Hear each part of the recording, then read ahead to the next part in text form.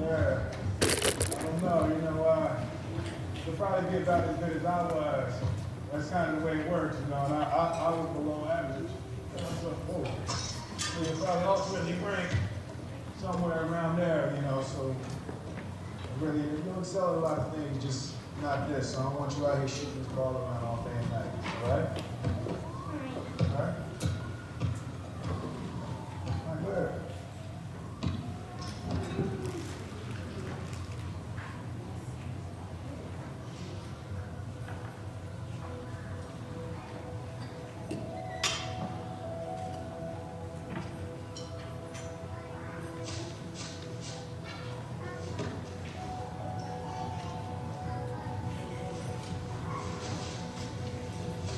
All right. Don't ever let somebody tell you you can't do something. Not even me. All right? You got a dream, you got to protect it. People can't do something themselves. They want to tell you you can't do it.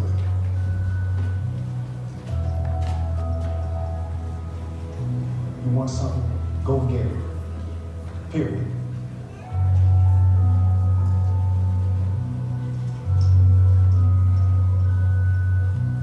Let's go.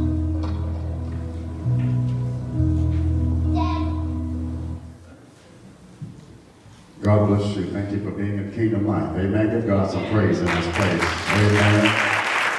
Did you enjoy the worship this morning? Amen. God bless you. 1 John, 5th chapter, and the 4th verse. 1 John, the 5th chapter, and the 4th verse. If you would stand and honor the text as we go to the text. 1 John, 5th chapter, 4th verse. God's Word translation puts it like this. The text says, because everyone who has been born from God has won the victory over the world. Our faith is what wins the victory over the world. Again, the text says, because everyone who has been born from God has won the victory over the world. Our faith is what wins the victory over the world. Tell somebody on one side of you this. Say, there aren't any losers on this road. There aren't any losers on this road. Look at him and tell him, you and I are born to win. Find somebody else and tell them that there aren't any losers on this road. There aren't any losers on this road. You and I are born to win. You can have your seat if you want to. And if you believe that, you ought to clap on your way. Yeah. Born to win. There comes a point in your life when you have to decide that I'm not going to allow the opinions, thoughts, and ideas of others to impact and determine my destiny. When you know that something is yours, the day comes when you draw the line in your sand and you just decide that I'm about to get what's mine. Today in our text, we find ourselves in Bethlehem after the birth of Jesus. At this particular time, Jesus is no longer an infant but a child. At this time in the text, Jesus is not in a manger, he's in a house. Some people have identified these wise men that we're going to learn about today that have come to Jesus, and they have decided they're come to worship baby Jesus. They don't know what he looks like or who he is yet, but they know something that's really important, that he is the born king of the Jews. They come to worship this born king, and they go to a place where you would expect a king to be, the royal palace. And when they arrive, they are faced with a situation that there is a king on the throne, but the king on the throne isn't aware of the born king. Clearly, that king that is on the throne is in position of authority, as our story will tell us today. But something is clearly wrong with this picture. Have you ever felt that you're just destined for something greater? Yeah. Destined for something bigger, better, greater than wherever you are right now? I felt like that maybe I should be owning my own business instead of working for somebody. Huh? Maybe I need to be the manager or the CEO of this thing. Feel like you should be working in a greater place of authority than you are right now. And if you've answered yes to any of those questions, then today's message is just for you. Because it's going to meet you wherever you are. And by the time we get done today, if you've been in this losing streak, as it were, before you got here, I declare by the time you leave, it will be broken. Somebody ought to shout in Jesus' name. Jesus' name. Because I've come for good news to God's people, and I've come to tell you that you were born to win. Yeah. And now it's time for you to take your rightful position. Amen. The text, Matthew, the 2nd chapter, and the 1st verse. Matthew, 2nd chapter, 1st verse. The NRSV version places the text, places it like this. The text says, in the time of King Herod, after Jesus was born in Bethlehem of Judea, wise men from the east came to Jerusalem, asking, where is the child who is born King of the Jews? For we observed his star as it was rising, at its rising, and have come to pay him homage. Again, it says, for we observed his star at its rising, and have come to pay him homage. In our central text this morning, it leads us to some very important information that the text gives us right out the gate. It tells us that at this moment in time, King Herod is on the throne. The text tells us that Jesus was born in Bethlehem. The text tells us that wise men that came from the east asking an important question, where is the born King of the Jews? The text says they saw his star. And the text also says they've come all this way for one reason, just to worship Jesus. Well, upon interrogating this invigorating yet interesting text, we've come upon an impasse that we now have to deal with. Already in our text, family, we see some tension that the author is giving to the readers regarding this throne that has two kings that are trying to occupy it at the same time. Yeah, this text tells us that on one end, Herod is the king, but yet the wise men have now come asking an important question, where is the born king? Okay, Houston, I think early we got a problem. Because the problem is, here it is, we only have one throne, but we got two kings. Lean on somebody quickly, tell them we got to figure this thing out. We got to figure this out. One throne, two kings. One throne, yet two kings. Herod's on the throne, but yet the wise man says, where is the born king? The inevitable question that seems to pop from the pages is, what king should really be on the throne? Well, if we're going to deal properly with this monarchical mystery, then we have to back this thing up a little bit. We need to first grasp a prediction that was made so that we can understand this present predicament.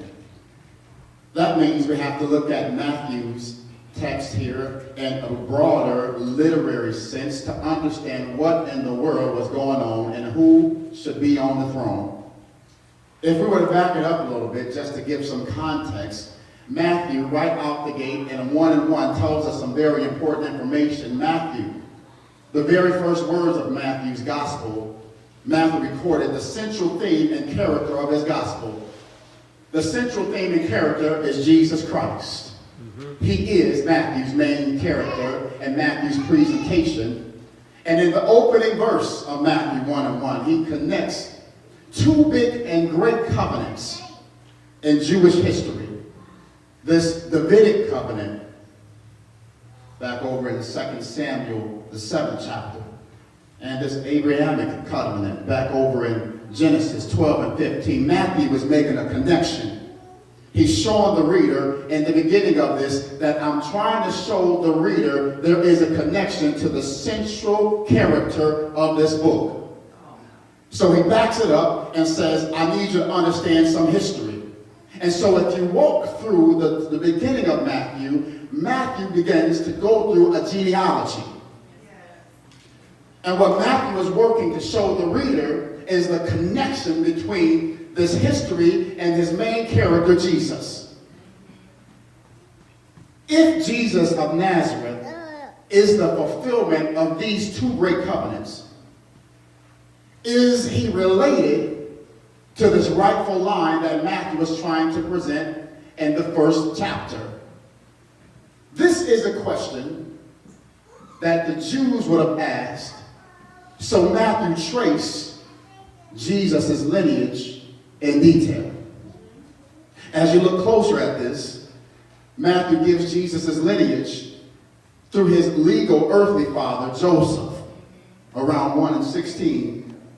Thus, Matthew traces Jesus' genealogy right to the throne of David, which must come through his son, Solomon, and his descendants. Okay, so what are you telling me then? Matthew's genealogy answered an important question a Jew would have rightfully asked about anyone who claimed to be king of the Jews. He is, according to Matthew's genealogy, a descendant through David and is in the right line of succession. So, should Jesus be on the throne? I think Matthew answered the question by a resounding yes. Wait a minute then, Pastor, because if Matthew is submitting that Jesus is the born king, who in the world is Herod and why is Herod on the throne? Well, a few things you need to know about Herod if we're gonna talk about him. You should know that Herod is a shrewd politician. He is a great builder and he is a great orator. Herod is Idumean, which means, simply put, he's partial Jew and partial Greek. It appears that at one point in time that if you trace Herod's background, Herod was a commoner. That means he wasn't from the royal palace. But right now he's living in the royal palace. In other words, he wasn't from the royal line. Herod and his family were royal to Rome. They were loyal to Rome. He, being Herod, impressed Rome by showing Rome that he could pacify the Jews. He showed them that he was capable of collecting taxes and quelling uprisings. Herod, you see, was a paranoid king. Yeah, Herod, he had several children and several wives. And he was constantly in paranoia on his throne. His favorite wife, he was so protective of her and so paranoid in how he operated. He told his leaders that in the event that something happens to me, kill her. Herod was so ruthless and paranoid about his throne that he killed 2 of his sons early on out of the rumor of mutiny. We can learn a lot more about Herod if we had time, but it's apparent that there is something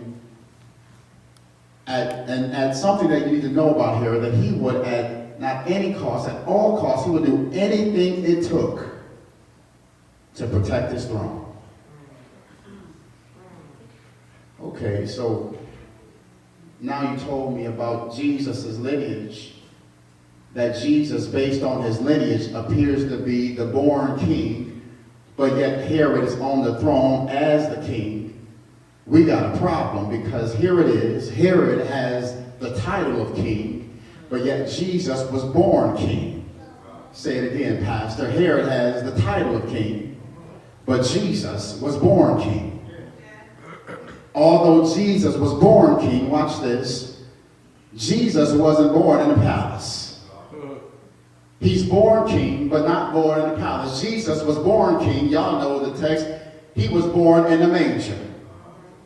In other words, if you back it up and walk it down, a feeding trough. But yet he's a born king. I don't know about you, but if you've ever seen or smelled a feeding trough where animals go and eat at, it doesn't look like a place where royalty should live. In fact, it doesn't even look like a place where royalty should even be. But yet Jesus was not only in the place, but born in the place and all up in the trough. Herod's on the throne, installed king, Jesus born king. We can see right out the gate, Jesus, here it is, he wasn't born with a silver spoon, earthly spoon in his mouth, but yet he was born king. How is it that Jesus could be born king, but yet living like a peasant? How is it that he could be born king, but not looking like a king? How can he be born to win when it appears that there isn't anything in his life right now that suggests that Jesus is winning? If you didn't know better, and if you heard about Jesus being the Messiah, and you met him at this moment in a feeding trough with his family struggling financially and going through all the stuff that they were going through, you would question whether or not Jesus was the Messiah. Because if you saw him in that moment, in that hour, he didn't look like a king. Make it plain. No. He wasn't dressed like a king. He didn't smell like a king. He didn't have a royal entourage following him. He didn't look anything like a king. You would have some questions. Say, why am I going to follow him when I'm looking better than he is right now? How can I follow him when my finances, my house, my situation is better than his? But yet he is the born king and the Messiah. But watch this, looks nothing and not right now like a Messiah. How can we say that he's bringing a winning situation to us when right now it looks very clearly that he's losing? I think I see a principle in Jesus' story right here in the text, that although Herod had the title of king, watch this, Jesus had the destiny of king. That's good. That's real good. Say it again, Pastor. Herod had the title of king, but Jesus had the destiny of king. Peep this. See, sometimes it's hard to see destiny when all you can see is your current desolation, destitution, and despair. Okay, somebody just missed it. See, sometimes it's hard to see destiny. Somebody shout destiny. Destiny. When all you see is your current desolation, destitution, and despair. I think I'm walking up on a preaching moment in this text, and I think I see another principle that I need to lift, that you might be here right now. Somebody shout right now. Right now. And you might feel like your situation is as low as it gets. And if you're not there, tell somebody quickly, I've been there. I've been there. You might be here, your situation might be just flat out struggling. No matter how hard you try, problems keep following you. Anybody know what that's like? And watch this, no matter how much you try to pray about it, the answer to your prayer seems to evade you. You might feel like in your most honest moments that right now, you're just not in a winning season of your life. I remember when my main man, LeBron James, was in Cleveland. And as you know, Cleveland had gone on a losing streak for decades and decades and decades. And they just kept losing no matter how hard they tried. And one day LeBron said, I'm coming back, and he came back and he said, I'm bringing the championship back. And A lot of people doubted him. They had struggles, issues, challenges. Y'all know the story. LeBron did that thing along with his teammates. And y'all know Cleveland, as they say, they broke their Cleveland curse and they won that thing. The excitement that it brought to the city. I happened to be in the city the weekend that they were celebrating. The excitement in the city because of a win. Because they finally got to a place where they had finally won.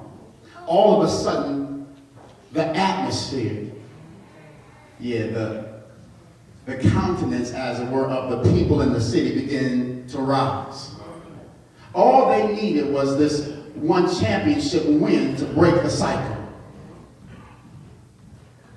They say in basketball, it's that time of the year, by the way, that if you're struggling with your long range shot, y'all know what you need to do?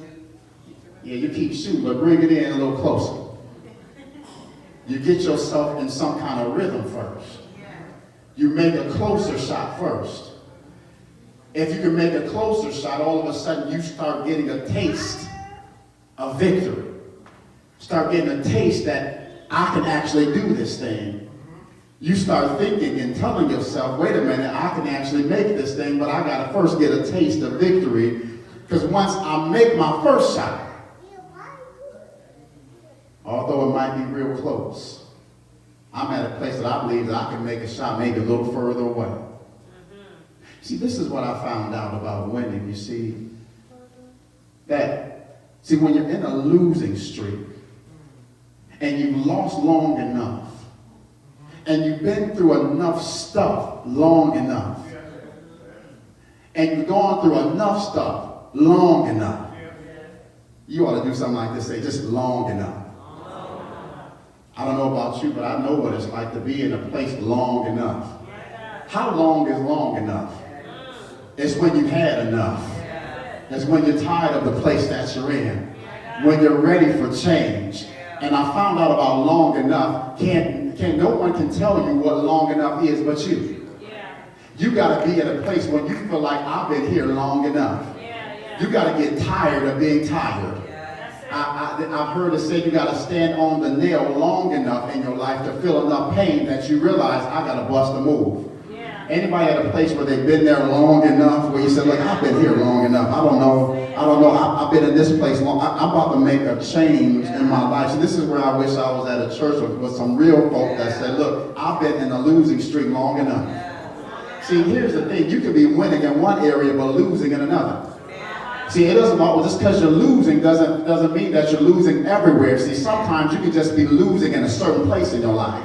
And you know that you should be winning in that place. Because my Bible tells me that we're more than conquerors. That means I'm constantly a victor. And I'm not just a victor, but I'm more than a victor. Even when it seems like I'm losing, guess what? I'm still winning. But I'll remain in a losing streak and a losing situation if I don't get tired of losing. I have to get to a place when I decide that this is enough and I've been here long enough. Let me tell somebody quicker, I've been here long enough. And so that means it's time for me to bust a move, because I need to get to a new place. I'm ready to taste victory. I don't know about you, but when I have victory in my life, it tastes real good. I don't know about you. Victory. Somebody ought to shout victory. Because once I smell victory and taste victory, watch this, I'm making up my mind that I'm not going back to losing like this again. Ooh, I'm about to start preaching. Here it comes. I'm making up my mind that I'm not going to lose like this again. So what are you trying to tell me, Pastor? I will never lose again? No, you're going to have some moments in your life when you might not win like you want, but just because it don't seem like I'm winning right now doesn't mean that I'm a loser. All right, that's good, Pastor. Yeah. Make it plain. Because I might be behind in my race, but it doesn't mean I'm going to lose my race. And watch this. It might seem like people that I started with that are in front of me right now and that they're winning, but my job is just to stay the course, baby, because in due time, watch this, in due time, I'm going to win this thing. I just got to keep running. I just got to keep pressing. I just got to keep fighting. I I have to make my mind up that I'm not going to remain in this losing streak. Somebody ought to shout long enough. I've been here long enough. I've lost long enough. I haven't had victory in this area. It's been like this long enough. So now I'm ready for victory in my life. Somebody ought to shout victory, victory. See, winning starts with an attitude. It's about an attitude that says, look, that I believe that no matter how hard it is, I'm going to win this thing. Winning starts when you say, I've had enough. The moment you decide I've had enough, that's when winning shows up at your household. Winning can show up if you're not ready to win.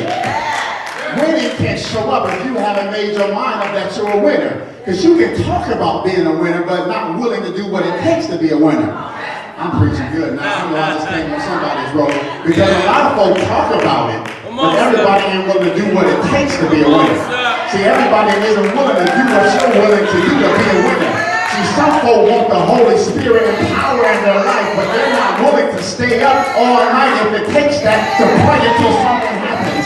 Some people want deliverance in their family, in their job, in their finances, but they're not willing to get on their knees and pray until something happens.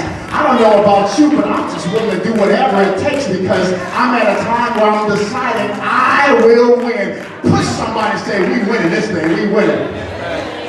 If you're on the wrong road, you should move roads right now because in just a few minutes, somebody's about to get their shout back. Somebody's about to get their dance back. Somebody's about to start running a lap in this place. If you watching this online, I'm telling you, there's a new thing that's about to happen in your life. You ought to shout, I'm a winner, I'm a winner.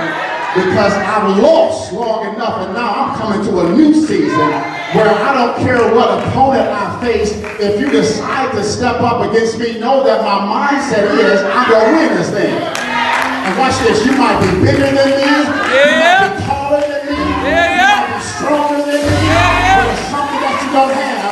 I have the perseverance, I have the Holy Spirit, and I'm going to do what it takes till I see winning show up in my life. You ought to find somebody else, tell them I'm winning, I'm winning. Oh, the devil is mad right now because you're starting to charge an atmosphere with this winning attitude because when you decide I'm winning, there is nothing that can stop you. When you decide I've been here long enough. When you decide I'm about to fight in this season. When you decide I'm not going to cower down and back down and just accept whatever happens to me. When you decide I'm not going to be a victim or a victor, all of a sudden stuff starts happening in your life. And you might have been losing in an area for years, but guess what? Some stuff about to change, baby. Some stuff about to turn around because I've lost in this area long enough. And everybody has an area that they wish they were winning more in. You can act cute if you want to, act like you're winning everywhere, but the reality is you got an area that you wish you were winning more in. And so because of that, I'm going to make my mind up in 2019, I'm winning in this space. I'm winning in this space. When you start winning, you start looking at your circumstances and you start seeing that my winning attitude don't match my current circumstances. We'll say it again, Pastor. You get to a place where you get winning and you start tasting victory and you start smelling victory.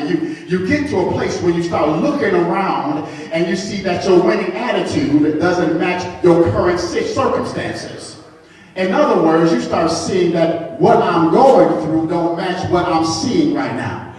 What my circumstances don't match what I see right now. You start saying to yourself that I'm about to change my external situation to match my internal mindset. I'm about to impact my external environment to match my internal environment. I'm about to charge my atmosphere with a new thing, and something is about to happen. You see, when you start winning, you start looking at your situation with a different kind of boldness. See, when you've been in a place when you're losing, you just accept what happens to you. You just say, look, I can't catch a break. Anybody ever said that? Somebody said it this week. No matter what I do, no matter how hard I try, stuff just keeps happening to me. No matter how much I try to do right, wrong seems to follow me.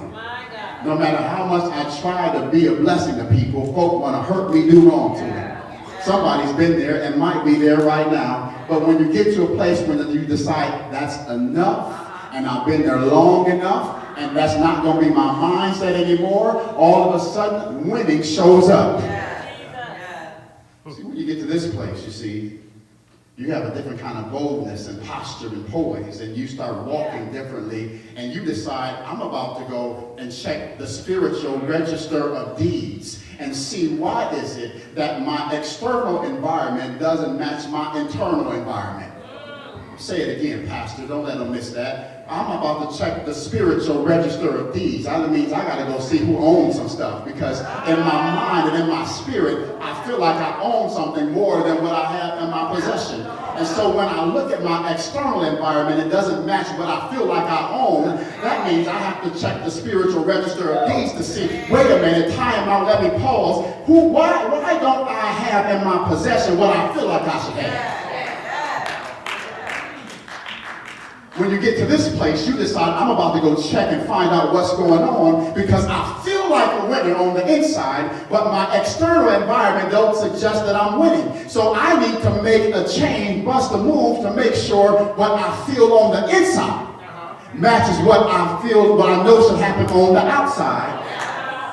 So I go check and see, wait a minute, I feel like I should own some stuff. I feel like I should have my business. I feel like I should have this new level. I feel like I should be in this new season. Why don't I have it in my possession? And then I go check the spiritual owner of all things, and I say, listen, I feel like something is happening on the inside of me, but I don't have it in my possession. And what he begins to tell me, my master, my father, your father, our king, he tells us, look, it's already yours. I was just waiting on you to get to a place called long enough.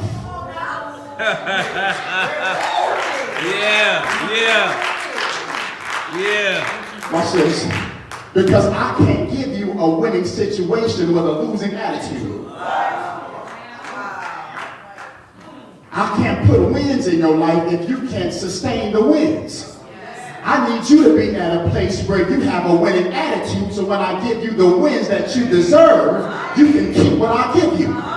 Because I don't want to give it to you now and then you lose it and you're coming back to ask for it again. When I give it to you the first time, I want you to keep it. Somebody ought to shout, long enough. Long enough. I've been here long enough. So that means I have to get to a place where I'm checking the spiritual register of these and say, enough is enough. I've been here long enough. And so now at this place, I'm deciding, look, I'm about to walk into a new season. And you got to tell your situation, I'm coming for you.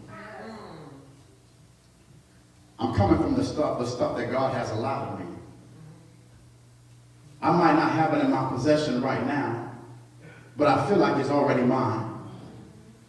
See, in these moments when you feel like, and you move from a mindset and you shift from this mindset of being powerless to being empowered, all of a sudden things begin to change in your life. And the devil, let me tell you, he doesn't like it when you move from a mindset of powerless to a mindset of being empowered.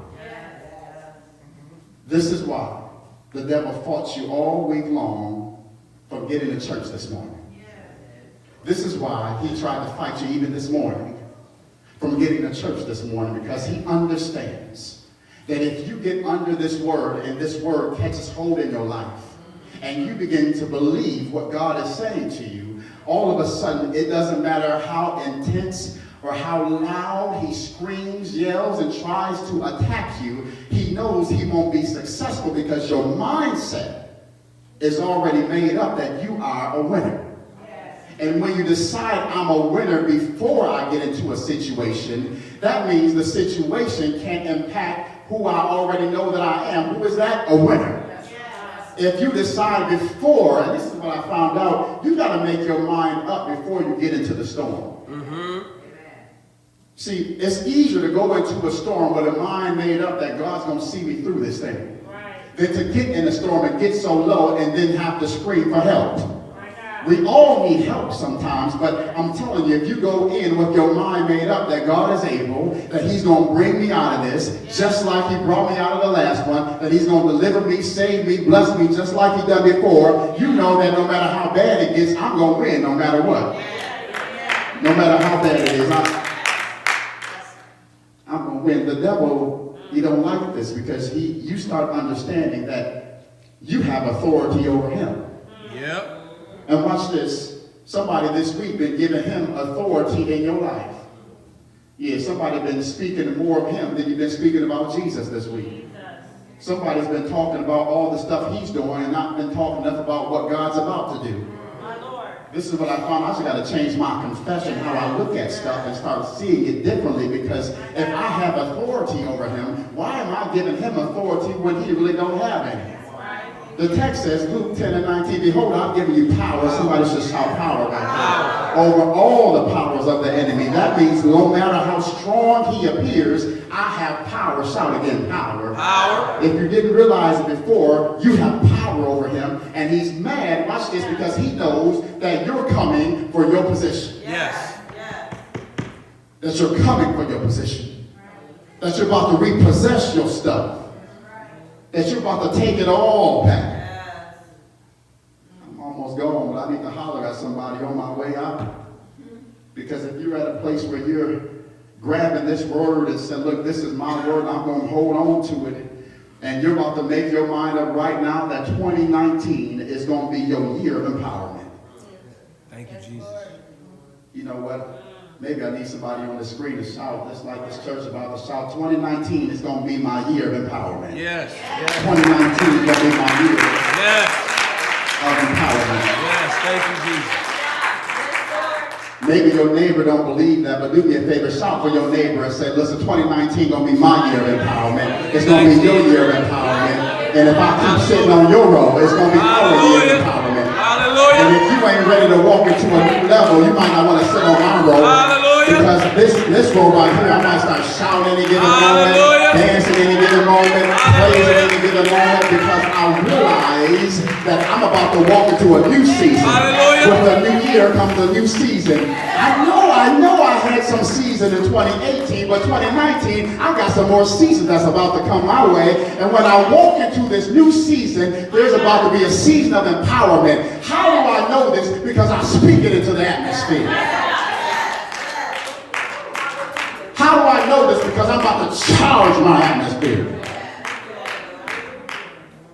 A couple weeks ago, my wife told me, look, baby, the car won't start. The van, something's going on, it won't start. I said, well, I know mechanically everything is fine. So I got situated from work, went to check it out. I knew in my mind it couldn't be nothing wrong mechanically. I figured something had to go wrong. So the first place I had to check was the battery. When I checked the battery, I found out everything was connected right. I looked and everything was right. The battery was still in the vehicle. So I figured that something must have went wrong and lowered the battery's power. So the first thing I decided to do is said, well, let me first look to charge the battery. So I went, got the charger, hooked it up to the battery. Remember, everything was connected. The battery was already there. I did not have to buy a new battery. The battery was already there. I connected to it, and when I looked at my device, it had a couple options. One option says that I want to charge it, but another option said that I can crank it all the way up and give it a jump start. So I had a decision to make. I can say, okay, I'm going to let this thing charge for a while. Remember, we all need to charge up and do what we got to do. But in this moment, in this time, what I needed right now was a jump start. Yeah, work it, stuff.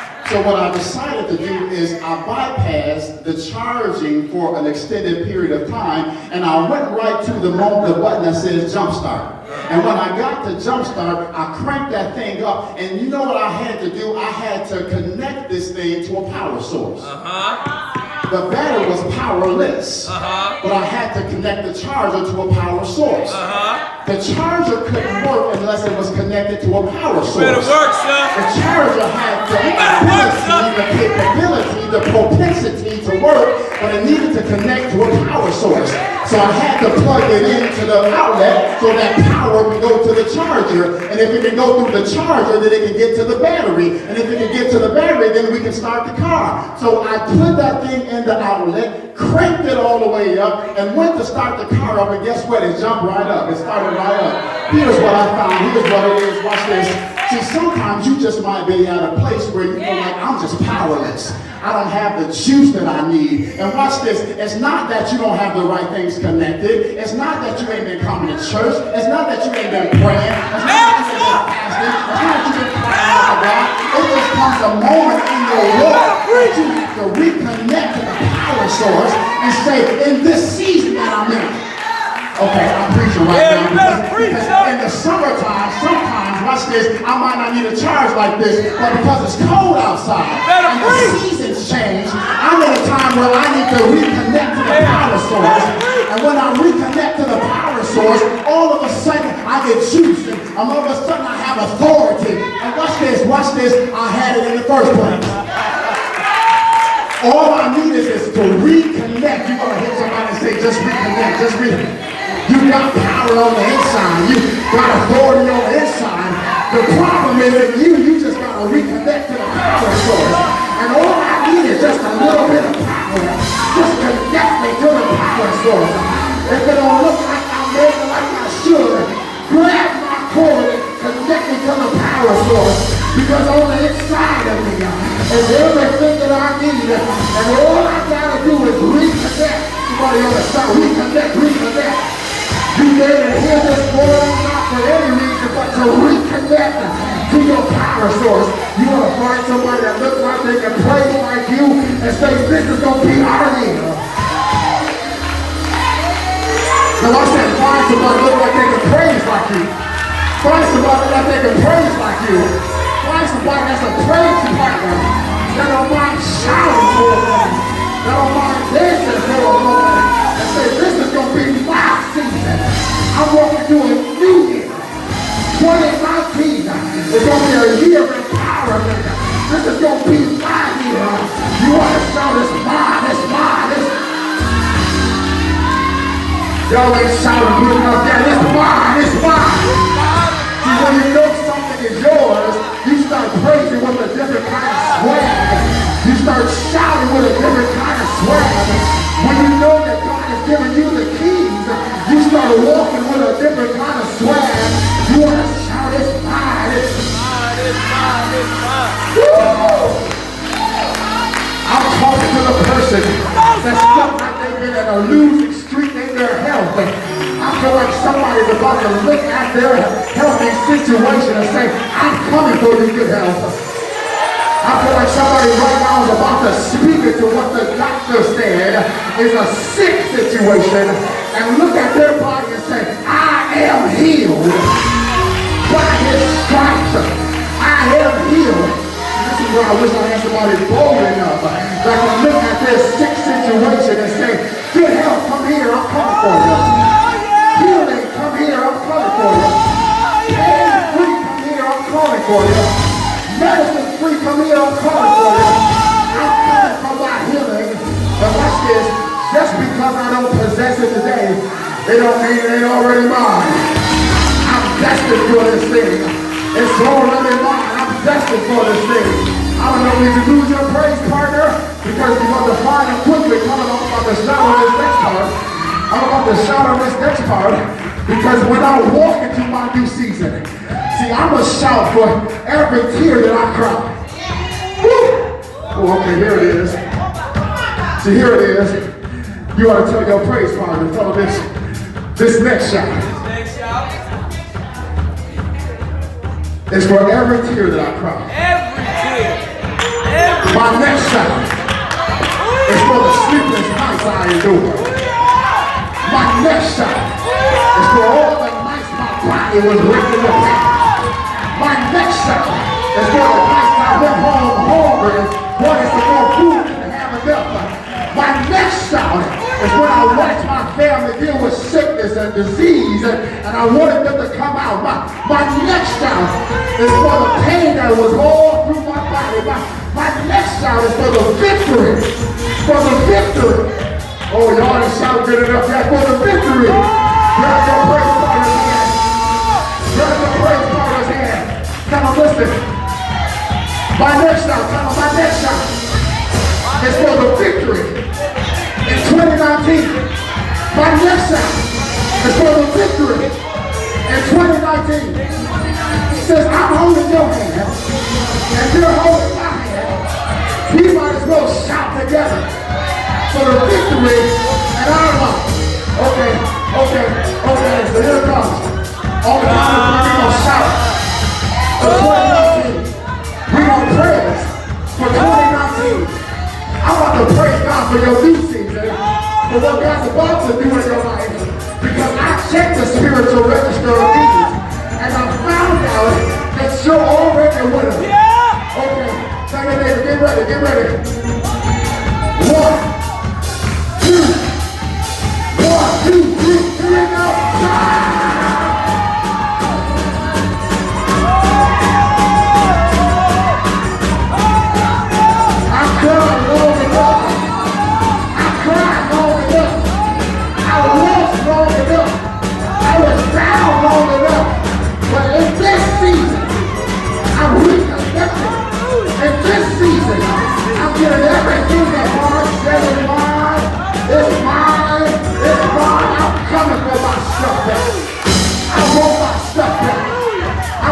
Praise back.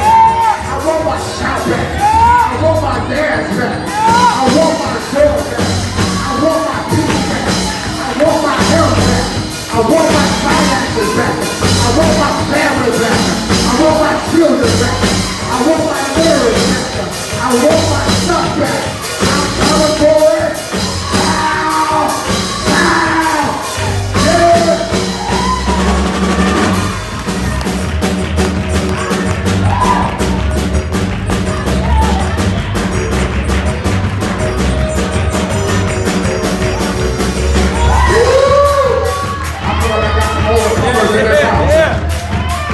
Somebody said, I'm living a financial losing streak long enough. I feel like somebody is speaking into 2019 and saying, prosperity, I'm coming for you. Yeah. Let's cancel, I'm coming for you. Bills paid, I'm coming for you. Overflow, somebody else shout overflow. Overflow, I'm coming for you.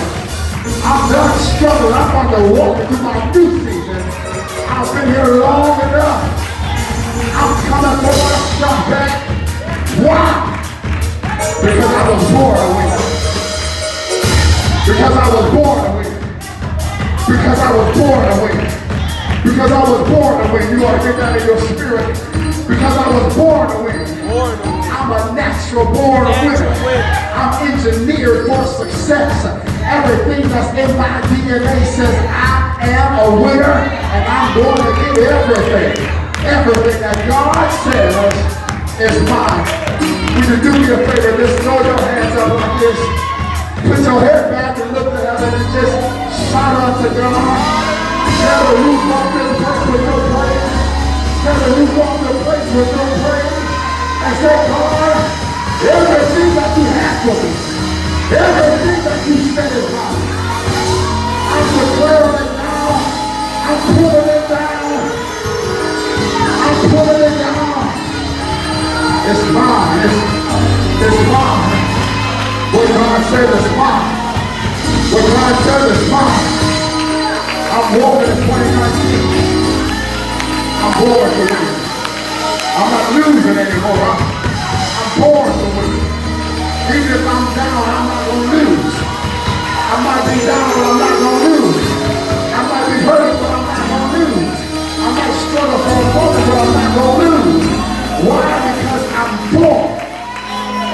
So wait, would you give God some praise in this place?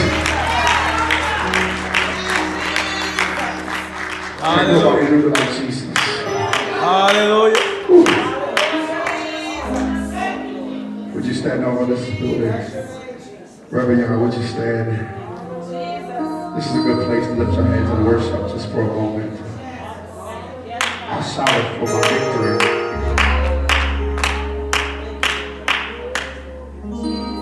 The text says that they that worship me must worship me in spirit and in truth. Thank you, Jesus. Thank you, Jesus. Father, we lift our hands to you. God. And we lift our voices. Yes, God. And Father, we give you all of our baggage from 2019. Yes, God. Yes, God. We give you all of our weights and pains and Yes, God. worries and struggles and stresses. And Father, we lay it all at your altar right now. And Father, we just declaratively praise that you are our God, that you are our King. Yes, God. That you are our Lord. Yes, oh God. Not only any Lord, but you're Lord of Lords. Lord of Lords. Yes. You're King of Kings. Yes, God. You're the great I am. Yes, oh God. You're our bright and morning star. You're my beginning and the end. Yes, God. Thank You're you, my Jesus. Alpha and Omega. Thank you, God. You're my God, and I trust you with my whole heart. And Father, I give you what seems like a losing streak in my life. Yes, oh God. Father, you know my losses that I have perceived. And Father, I thank you that you brought me to this place at this hour, at this time, at this moment, because I submit to you all of my struggles, every one of my worries. I submit to you, Lord, my heart. Some of us are here and we've been winning in some areas, but you've got some areas in your life that you've been losing very badly. And you know that you have more authority. You know that there's something greater in you.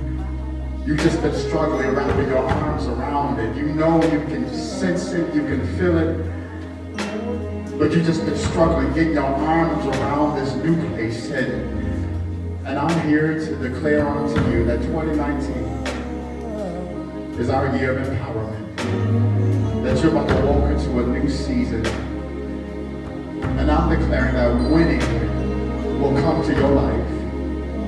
Because you finally transitioned your mindset from a place where you just accept losing to a place where you decide, I'm only going to win. And when you decide that, I declare that may the heavens open up for you. May there be an open heaven on your behalf. May his angels come and war and fight for you. May everything that has blocked you, may every spiritual glass ceiling that has stopped you, may every force that has impeded you, may it now be stopped, broken, and rebuked, and every chain and stronghold of mine be broken in the name of Jesus. Jesus. Yes, God. By the name of Jesus. Every knee must, will, shall, should, and will bow. In the name of Jesus, every tongue must confess that Jesus is Lord. I don't know about you, but when you don't know what to do, all you can do is just open up your mouth and say Jesus. The heavens respond if you can just say Jesus. The angels get into attention if you can say Jesus. God listens if you can just say Jesus. See, here's what you got to know about that name. When you come to have a relationship with him, you have now been given the authority to use that name. See, some people might want to say the name, but they say it with no authority. But when you know who he is and what he can do, and you know that the power that has been endowed upon you, when you now say that name, you say it with authority. You don't just say it casually, but you say it with authority. Because if all of the heavens and all of the earth and everything beneath the earth responds to the name of Jesus, and I have authority to use that name, that means whatever I need to happen in my atmosphere, I can just call on the name of Jesus.